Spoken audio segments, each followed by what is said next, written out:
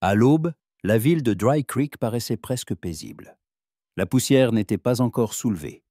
Elle reposait en une couche uniforme sur les planches du trottoir, sur les feuilles poussiéreuses le long de la route, sur les fenêtres, les rideaux, les toits, les visages. L'air était immobile. Seul un léger vent matinal apportait des collines l'odeur de la terre sèche et de l'herbe desséchée depuis longtemps. À cette heure, la ville était particulièrement silencieuse, comme si elle prétendait pouvoir être meilleure qu'elle ne l'était en réalité. Une jeune femme se tenait devant la porte de l'épicerie, jeune, obstinée, très pâle. Elle portait une robe simple et délavée, et une paire de bottes usées, qui avaient manifestement parcouru bien plus de kilomètres qu'elle n'aurait dû.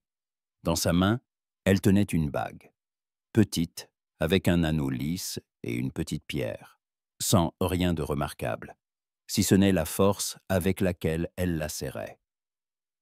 Elle attendait l'ouverture du magasin.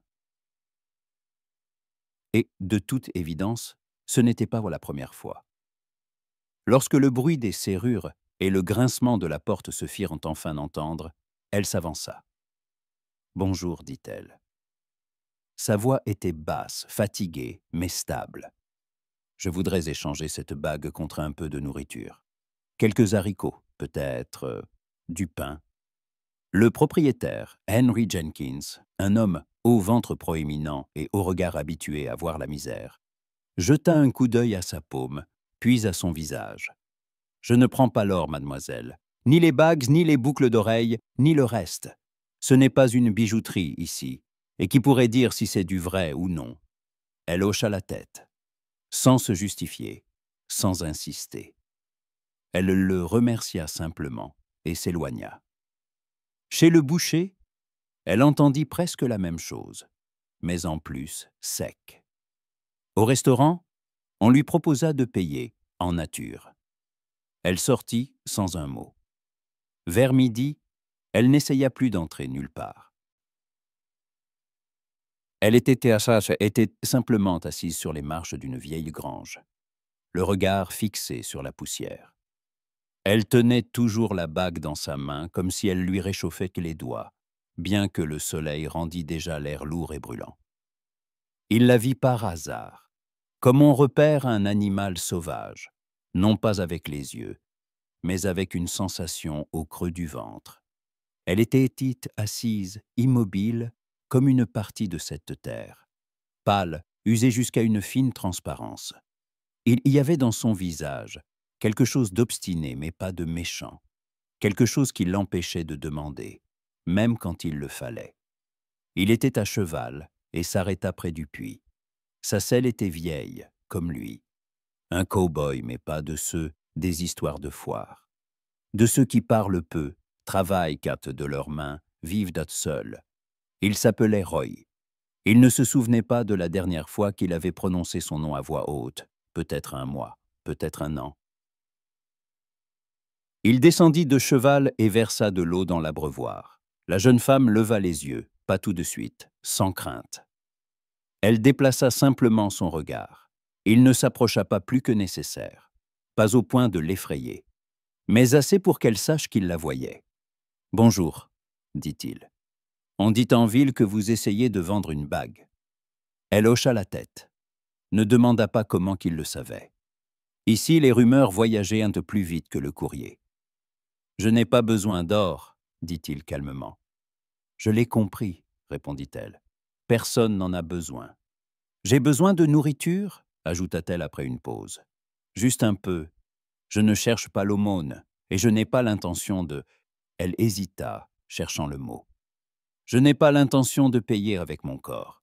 Si c'est à ça que vous pensez. » Il la regarda en silence.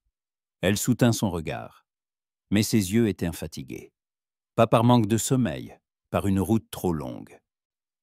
« Ce n'est pas à ça que je pense, » dit-il enfin. « Je n'ai pas l'habitude de prendre ce qu'une personne ne veut pas donner.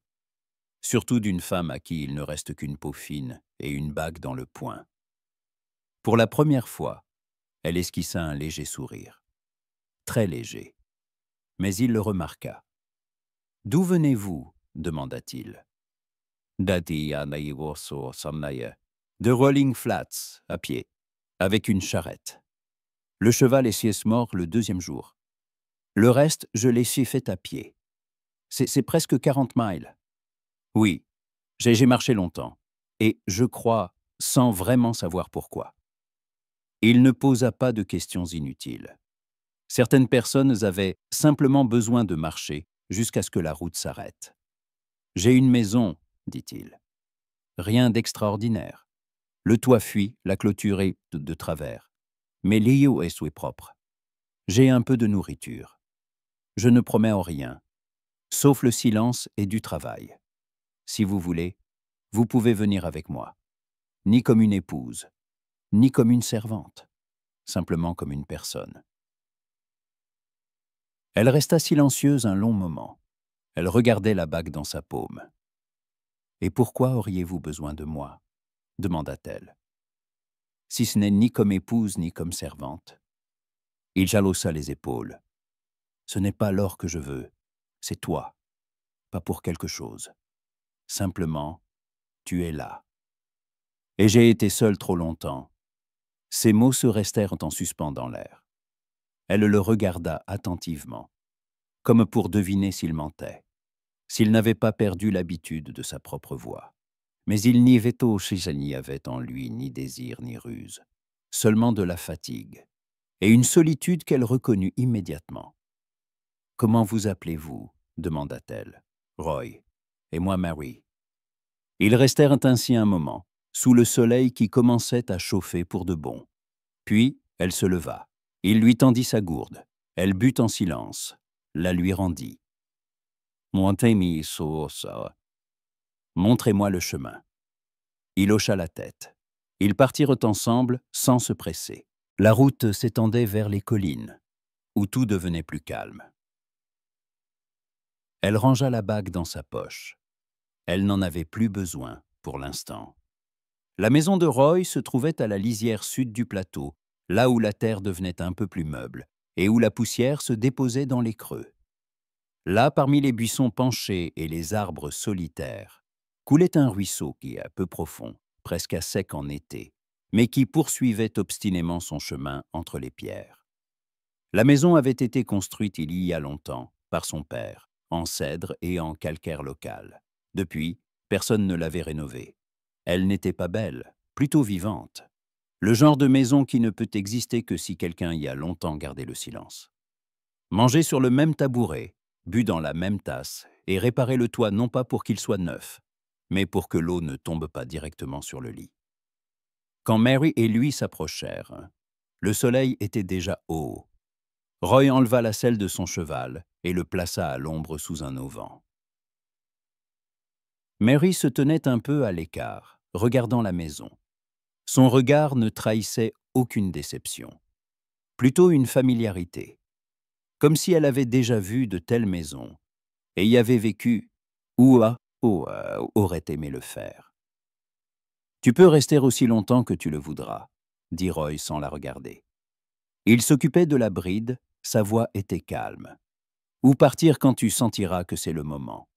Personne ne te retient ici. »« Et où vais-je dormir ?» demanda-t-elle. « À l'intérieur, le lit près de la fenêtre. Je dors par terre, près du poêle. C'est plus confortable qu'il n'y paraît. » Mary n'objecta pas. Elle se dirigea simplement vers le porche, souleva sa jupe et posa le pied sur une planche qui grinça. La maison sentait le bois, la poussière et le tabac. L'intérieur était frais. Elle remarqua que tout ici était honnête. Pas de faux-semblants, pas de prétention. La couverture était rapiécée. La chaise, assemblée à la main, pas à l'usine. Sur la table, une vieille tasse en fer blanc. À côté, un couteau aiguisé jusqu'à former une fine courbe. Une chemise était accrochée à un clou, à côté d'un sac en toile vide. Elle marcha pieds nus sur le plancher. Les planches étaient chaudes, rugueuses. Elle s'assit sur le bord du lit. « Quand as-tu laissé entrer quelqu'un ici pour la dernière fois ?» demanda-t-elle. Roy eut un petit rire. « Je ne me souviens pas. Peut-être quand la jument a mis bas et que je l'ai rentrée pour la protéger du gel. Depuis, personne. » Mary passa la main sur la couverture. Puis elle se leva et commença à déballer ses affaires. Il y en avait peu, un vieux peigne, 2 mouchoirs, du fil et une aiguille, un livre sans couverture, et la bague. Elle la posa sur le rebord de la fenêtre. Elle brilla à la lumière, pas comme un trésor, mais comme un rappel. Ils mangèrent en silence. Il réchauffa du ragoût, fit griller du pain à la poêle, lui versa de l'eau. Pas un mot de trop. Elle mangeait lentement, avec soin. Comme quelqu'un qui sait que pour les dernières miettes, on ne remercie pas, on se souvient simplement du goût. « Je peux aider aux tâches ménagères », dit-elle une fois le repas terminé. « Je ne suis pas contre », répondit-il. « Mais pas aujourd'hui. Aujourd'hui, repose-toi. » Elle hocha la tête.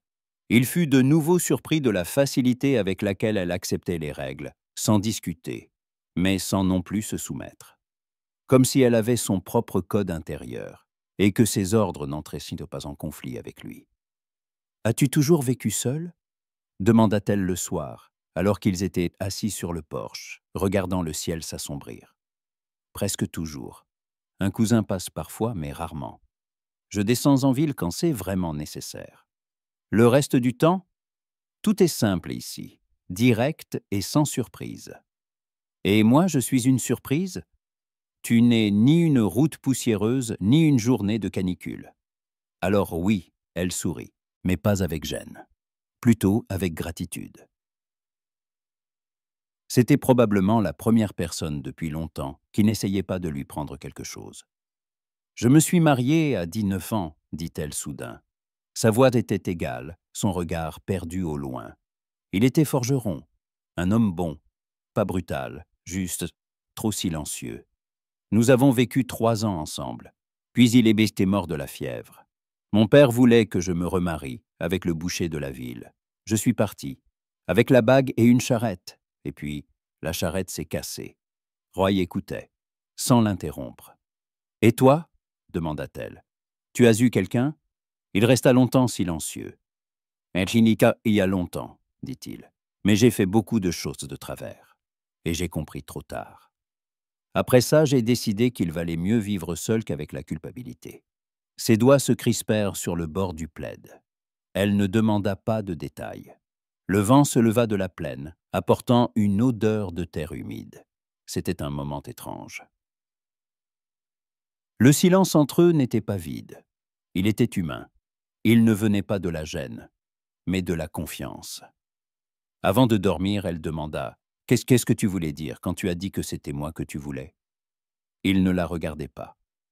Il était assis, la tête penchée vers ses genoux. « Je voulais dire que tout est silencieux ici, » répondit-il. Parfois, le silence est si profond qu'on n'entend que ses propres pensées. Et elles ne sont pas toujours bienveillantes. Quand tu es là, c'est différent. Je ne sais pas pourquoi. C'est juste comme ça. Elle hocha la tête, et elle rentra dans la maison.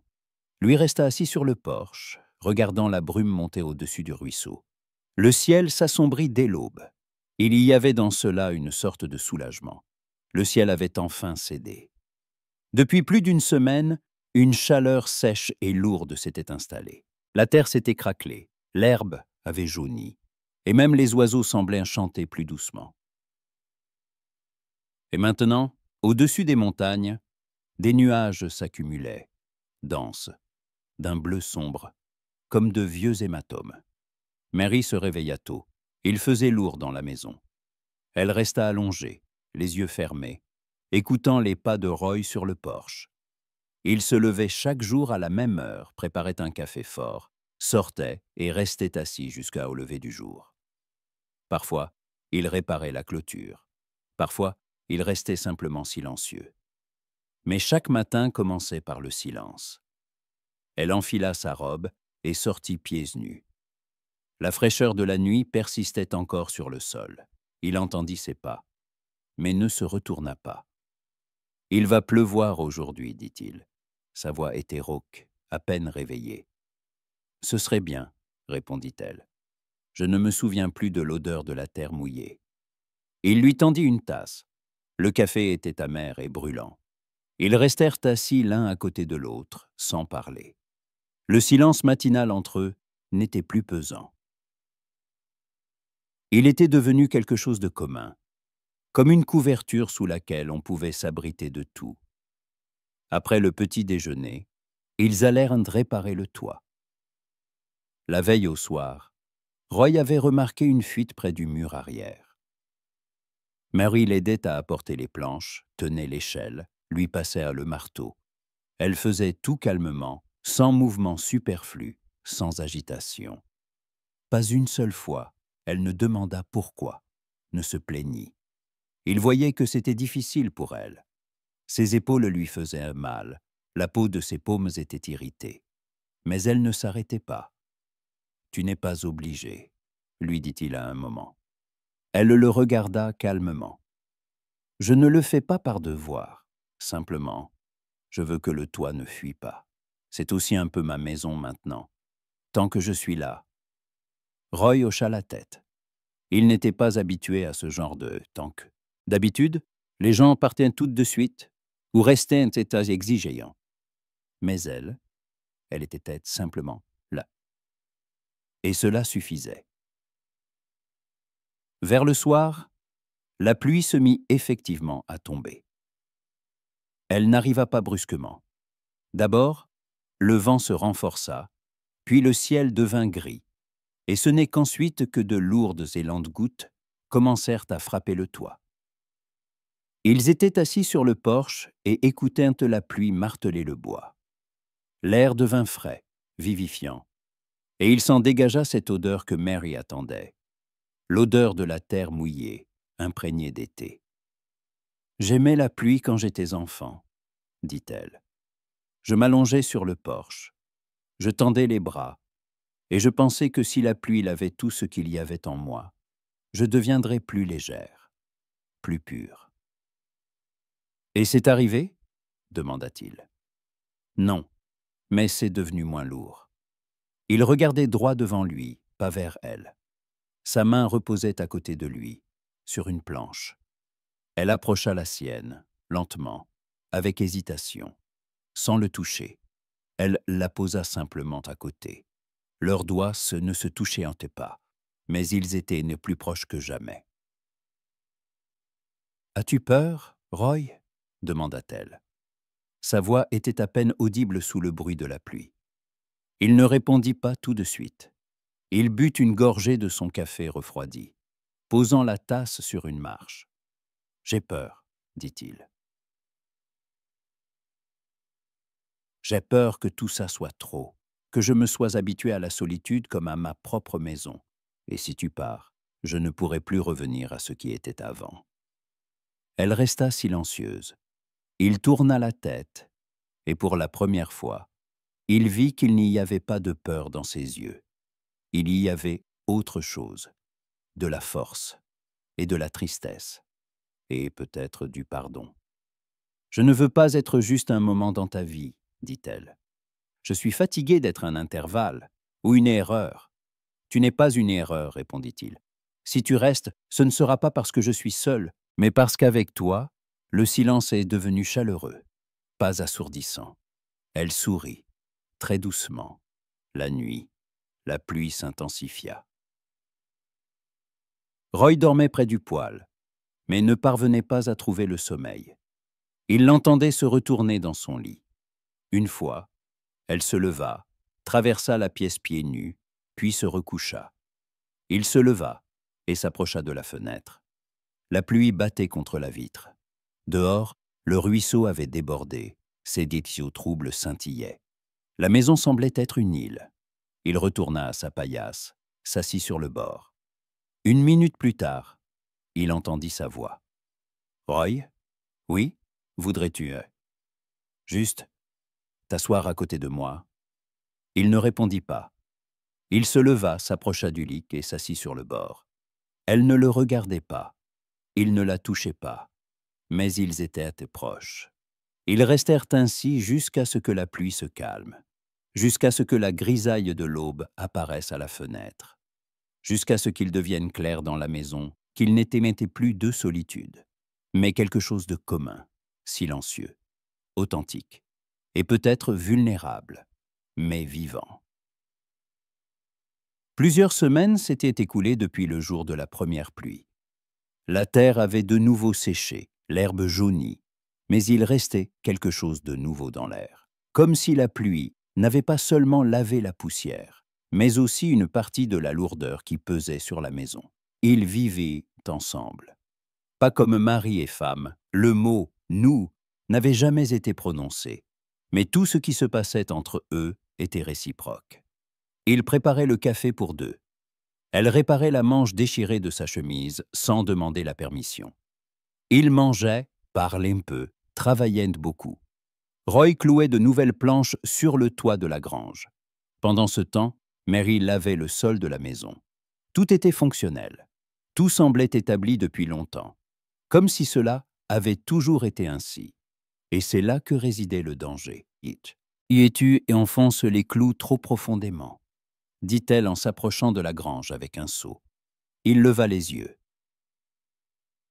La sueur perlait sur son front, il l'essuya du revers de la main. « La planche tient, c'est tout ce qui compte, » répondit-il. « Ce n'est pas une église, mais avec le temps, le bois se fendra. Il vaut mieux laisser un peu d'espace. Je fais comme je sais faire, » lança-t-il sèchement avant de se remettre au travail. Mary resta un instant, puis elle s'en alla. Il l'entendit poser le seau avec force sur le porche. Le soir, le silence à table était différent. Non pas confortable comme avant, mais tendu. Elle mangeait lentement, sans lever les yeux. Lui aussi se taisait.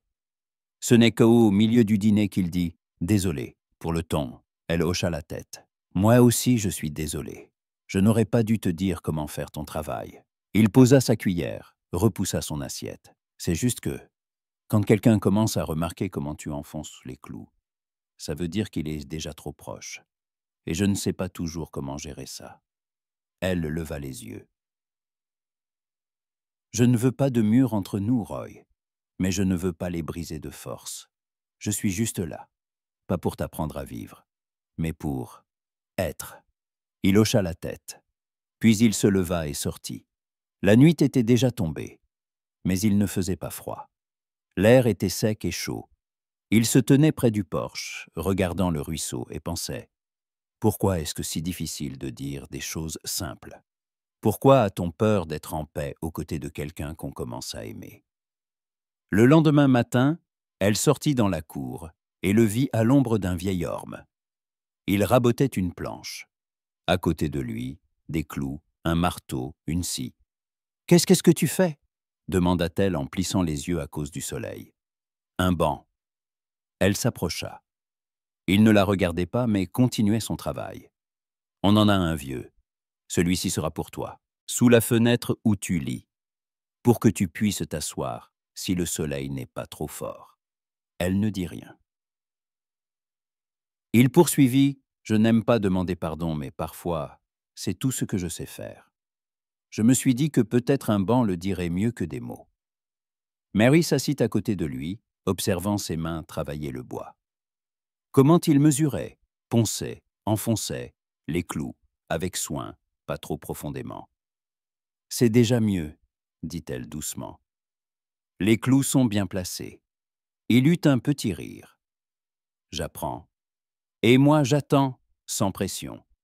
Merci. » 2 jours plus tard, le banc était contre le mur. Il était simple, robuste, comme tout ce que faisait Roy. Mary s'y assit vers le soir, prit son livre, mais ne lut pas. Elle resta simplement là, adossée au mur. Il sortit et s'assit à côté d'elle, sans la toucher. « J'ai été dans des villes, » dit-il soudain. « J'ai vu des femmes en belles robes, parfumées, avec des voix entraînées à rire joliment. Tu n'es pas comme ça. » « Je sais. Tu n'es pas douce, ni facile. Tu ne demandes rien. Mais, avec toi, tout devient plus clair. » Comme si on pouvait recommencer, même avec les mains sales. Elle le regarda, longuement, attentivement. « Tu n'es pas obligé d'être quelqu'un d'autre, Roy. J'ai aimé cette maison non pas parce qu'elle est confortable, mais parce c'était vrai. Et toi aussi. Il soupira. Pour la première fois depuis longtemps, profondément, librement. Le soleil déclinait. Les ombres s'étiraient dans la cour. Le banc était chaud de la journée. Et le silence entre eux redevint doux. Un de ces jours où le vent commençait à sentir l'automne, Mary rangeait un vieux buffet. Il se tenait dans un coin, légèrement de travers, avec des portes qui grinçaient et des étagères remplies de bocaux, de vie, de cordes enroulées, de chutes de tissu et de tout ce qui avait un jour été utile, puis oublié. Et une lettre. Elle se trouvait dans une boîte en fer blanc à tabac, tout au fond de l'étagère supérieure. L'enveloppe avait jauni, un coin était un peu abîmé, mais elle n'avait jamais été ouverte. Le nom sur le devant, Roy H. McLaren. Aucune adresse de retour, aucun timbre. Elle la tint dans ses mains. Des mains calmes, pas tremblantes. Puis, sans l'ouvrir, elle posa la lettre sur la table et continua son rangement. Roy rentra vers le soir. Il était couvert de poussière, sa chemise humide de sueur, de petites graines d'herbe hautes dans les cheveux. Il s'occupa du cheval, entra, retira son chapeau, se lava les mains. C'est alors seulement qu'il vit la lettre. Il s'arrêta, il la regarda. Son regard n'était ni en colère, ni accusateur, juste lourd. « Je ne l'ai pas ouverte, » dit Mary. « Je l'ai trouvée dans le buffet, parmi de vieilles choses.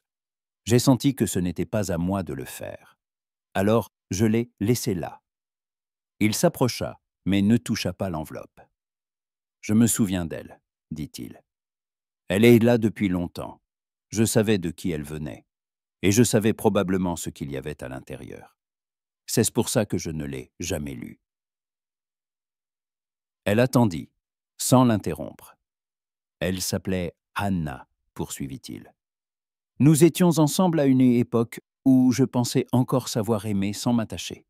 Elle y était douce, silencieuse. Nous vivions à Fort Mill. Elle voulait que je reste, et moi, je ne pouvais pas. À l'époque, il me semblait que partir était plus honnête que de faire semblant. » Il s'assit, à côté d'elle, pas en face. Je suis parti tôt un matin, sans rien expliquer. J'ai sellé mon cheval et j'ai simplement disparu. Un an plus tard, on m'a remis cette lettre.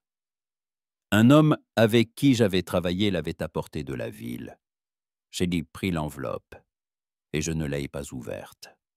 Parce que je savais qu'à l'intérieur, il y aurait soit un pardon que je ne méritais pas, soit une douleur que j'avais moi-même créée. Il parlait calmement, sans emphase, comme ceux qui ne se sont pas cachés, mais n'ont pas non plus appelé leurs souvenirs par leur nom. « Je ne l'aurais pas lu sans toi, » dit Mary. « Mais si tu veux, je peux la lire à voix haute. » Il hocha la tête, un geste presque imperceptible. Elle ouvrit la lettre.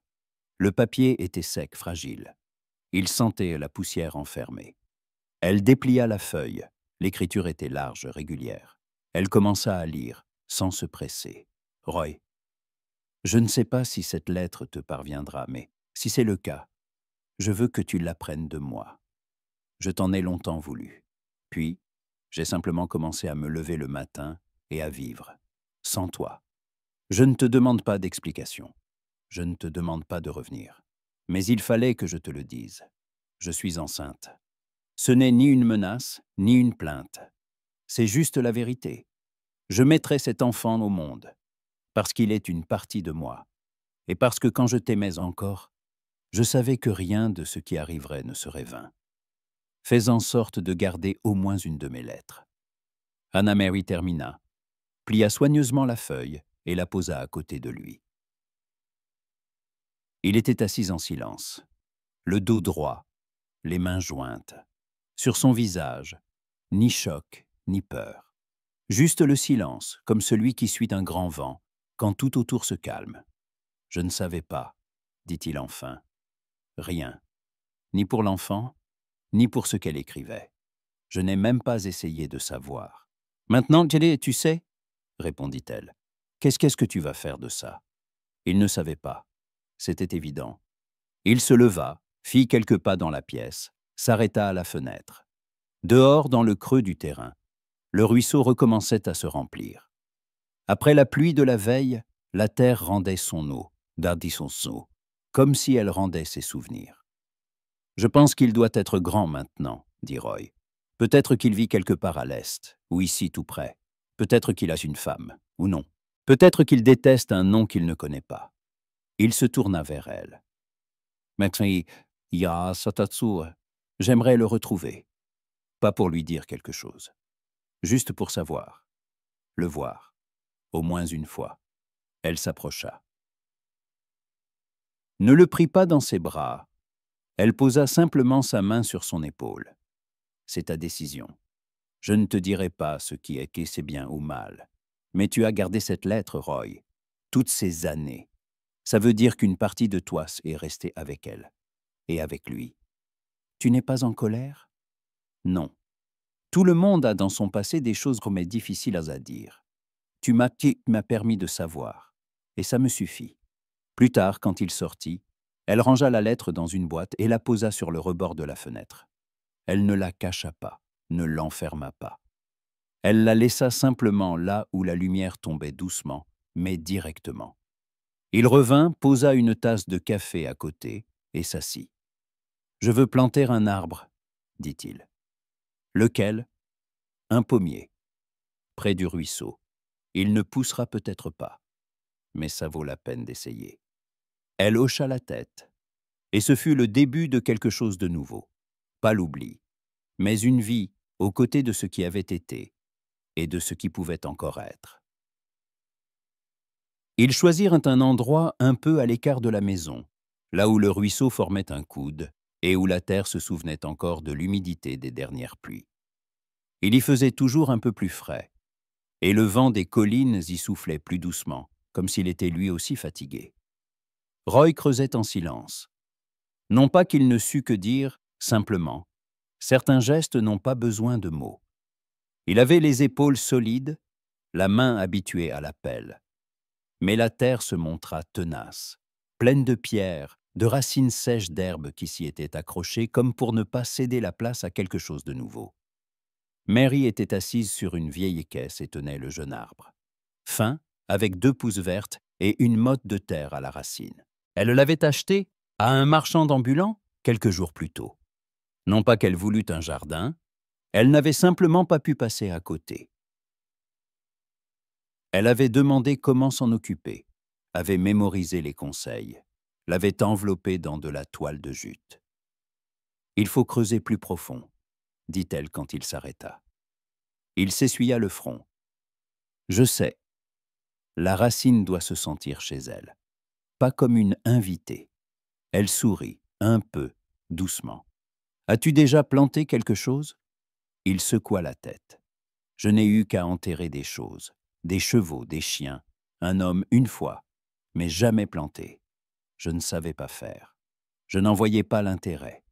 Tout me semblait trop temporaire. » Il regarda le trou comme pour vérifier s'il était assez grand. « Et maintenant, ça a un sens ?» demanda-t-elle. Il ne répondit pas tout de suite. « Oui, parce que si l'arbre prend racine, ça voudra dire que moi aussi. » Ils plantèrent avec le pommier ensemble. Elle tenait les racines, il recouvrait de terre. Puis il tassa, apporta de l'eau dans un seau et arrosa généreusement pour que la terre s'abreuve. « Il ne prendra peut-être pas, » dit-il. « La terre n'est peut-être pas bonne. Ou peut-être que si, » répondit Mary. « Parfois tout ne dépend pas de la terre, mais de celui qui plante. Si c'est fait avec espoir, il y a plus de chances. » Il hocha la tête. « Alors que ce ne soit pas un arbre, que ce soit une chance. » Les jours suivants s'écoulèrent lentement. Il travaillait sur le terrain, réparait le plancher de la grange, coupait du bois. Le soir, il s'asseyait sur le porche. Le temps était stable, doux. Le ruisseau murmurait, comme s'il savait qu'il devait parler pour tout le monde. Parfois il parlait, parfois non. Mais le silence ne les séparait plus. Il les unissait. Ils devenaient communs. Un soir, alors que le soleil déclinait, Roy revint du champ et se dirigea directement vers le pommier. Il se tenait droit. Une de ses feuilles commençait à jaunir. Non pas de maladie, mais simplement parce que l'automne prenait ses droits. Il s'assit par terre à côté. Une minute plus tard, Mary arriva. Elle s'assit aussi. Sans demander pourquoi il était là, il se tourna vers elle. « Tu sais, je ne sais pas s'il grandira. Mais ce qui m'importe, c'est qu'il soit là. Et ce qui m'importe, c'est que tu aies été avec moi quand je l'ai planté. » Mary posa la main sur la terre, juste à la base du tronc.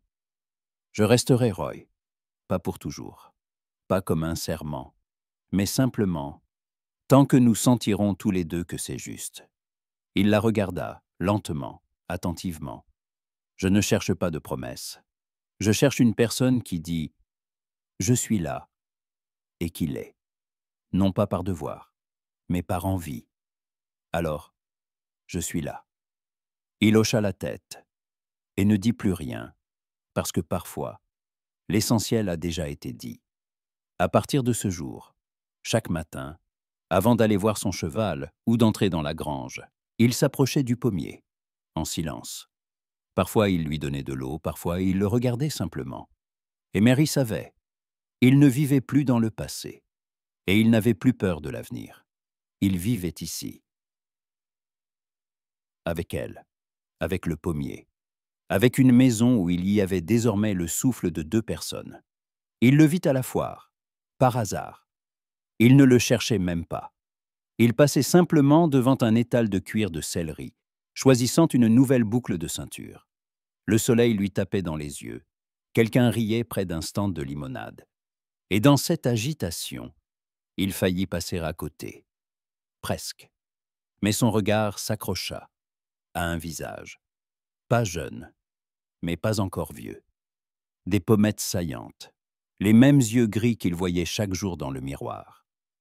Seulement, il y avait en eux quelque chose de différent. Comme la même graine, mais qui aurait poussé dans une autre terre. Il ne s'approcha pas tout de suite. Il resta à l'écart. Il regarda l'homme parler à sa femme, à sa fille d'environ 6 ans, qui le tirait obstinément vers un panier de pommes.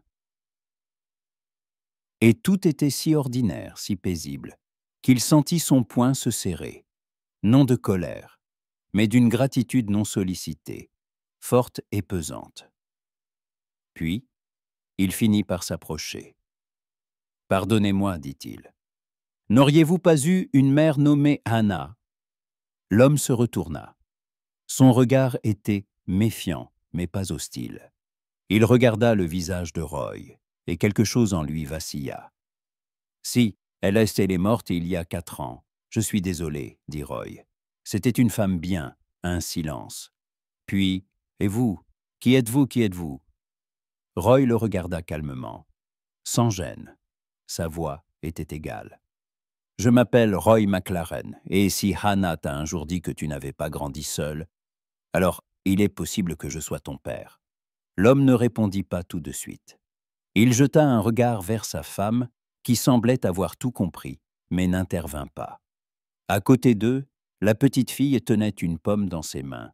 Ses yeux étaient d'un gris clair. « Ma mère en parlait, dit-il enfin. Mais je pensais que c'était juste, quelque chose qu'il fallait dire, pour que j'aie une image. Je ne savais pas s'il fallait y croire. Moi non plus, je ne savais pas qu'on pouvait y croire. Pendant longtemps. » L'homme expira, puis il tendit la main. « Je m'appelle Tom, juste Tom. » Ils se serrèrent la main, en silence. Et dans cette poignée de main, il n'y avait ni pardon, ni exigence. Seulement une reconnaissance. Pas celle des proches. Celle de 2 personnes qui ne sont plus des étrangers. Le soir, Roy rentra à la maison. Mary préparait déjà le thé. Il retira son chapeau, l'accrocha à un clou près de la porte et s'assit. « Alors ?» demanda-t-elle. « Il me ressemble, » répondit-il.